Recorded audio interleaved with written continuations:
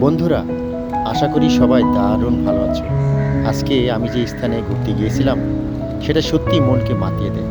প্রকৃতির নীল আর সমুদ্রের অপরূপ সৌন্দর্য একসাথে মিলেছে, যা আপনাদের মনকে নিশ্চয় মুগ্ধ করবে। তাহলে যদি আপনাদের প্রাকৃতিক সৌন্দর্য আর সমুদ্রের প্রেম থাকে, তাহলে এই ভিডিওটা আপনাদের জন্য।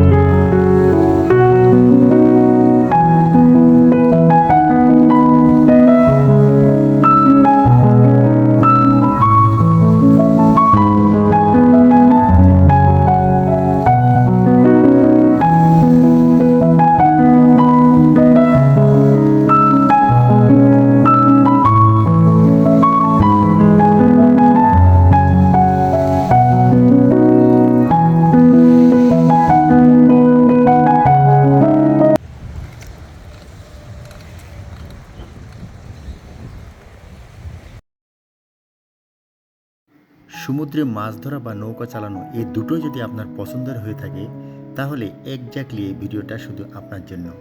আপনারা দেখতে পাবেন এখানে কিছু পোর্টেবল নৌকা, যে নৌকাগুলো শুধুমাত্র এখানকার স্কুল বিশ্ববিদ্যালয়ের ছাত্রছাত্রীদের জন্য সরকার ব্যবস্থা করেছেন সাঁতার শেখার।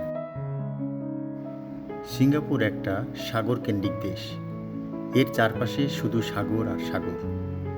বিমান থেকে যখন এই দেশটার মানচিত্রটা দেখা হয়, সত্যি খুবই মনোরম। চারিপাশে সাগর আর সাগর, অথই পানি, আর মাঝখানে এক টুকরো দ্বীপ। আর এই দ্বীপের মাঝে নানান সব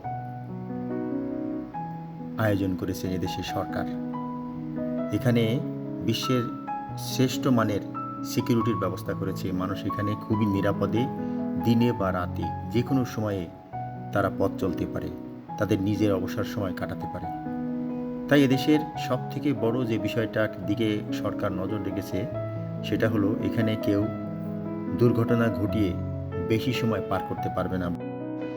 এখানে কেউ যদি কোনো বিপদে পুলিশের কাছে কল করে, 5 থেকে 10 মিনিটের ভিতরে পুলিশ লক্ষ্যে পৌঁছে যাবে এবং সে ব্যবস্থাকে হ্যান্ডেল করার জন্য প্রস্তুত হয়ে যাবে।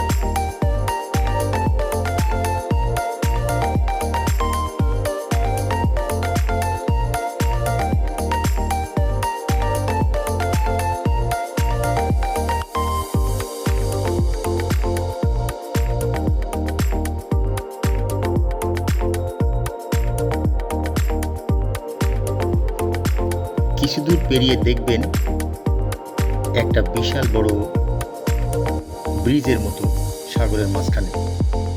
আসলে ওই ব্রিজটি এদেশে পাবলিকের জন্য মাছ ধরার উন্মুক্ত স্থান, যেখানে মাছ ধরলে কোনো ইস্যু হবে না।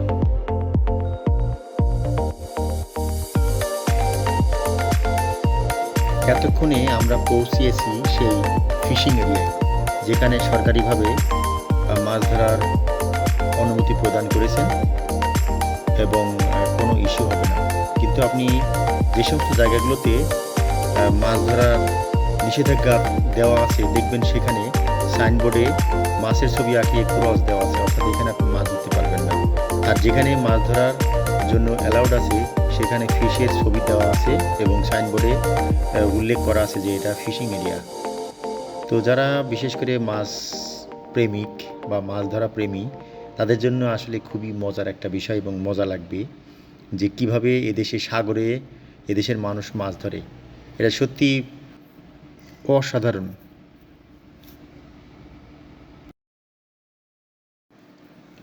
তো চলুন আমরা দেখে নিই কীভাবে সিঙ্গাপুরের পাবলিক হুইল ছিপ দিয়ে সাগরের মাঝখানে মাছ ধরে। এটা সত্যি অসাধারণ, খুবই আনন্দদায়ক একটা বিষয়। যারা মাছপ্রেমী আমি দেখেছি রাতের পর রাত তারা এখানে রাতের বেলা শুয়ে শুয়ে থাকে এবং সাথে সাথে মাছও ধরে, তাদের ফ্যামিলি সহ নিয়ে চলে আসে। তাই যারা মাছপ্রেমী তাদের জন্য এই জায়গাটা হবে খুবই একটা সুন্দর এবং আনন্দের।